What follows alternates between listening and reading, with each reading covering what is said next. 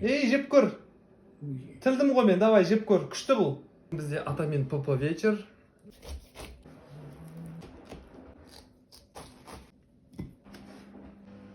Так, дальше бізде драгон фрут. Ата, күшті иістер келіп жатыр ма? Иә.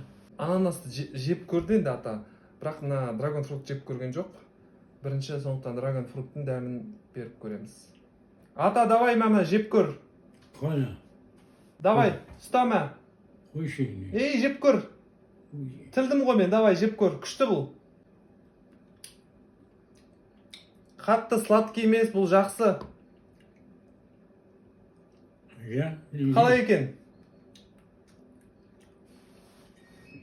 Несі, дәмі сұлабайдан не деді, қияр ма, помидор ма, әлде алма ма?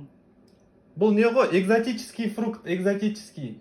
Таиланд, Вьетнам жақтарда өседі. Так, бұл не деп атайды? Жоқ, мына тістейтін жеп отқаным. Сол, экзотический фрукт.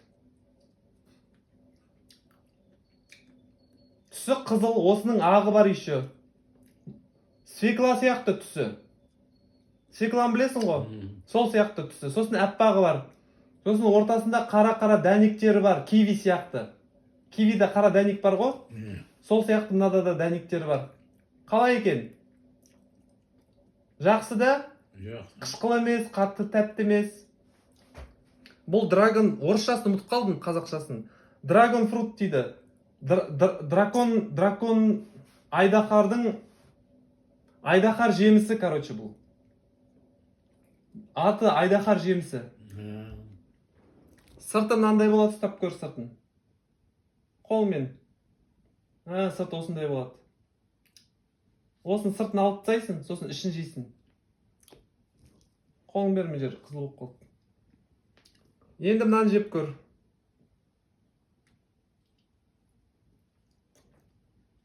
Бұл не? Бұны білетін шығарсың енді.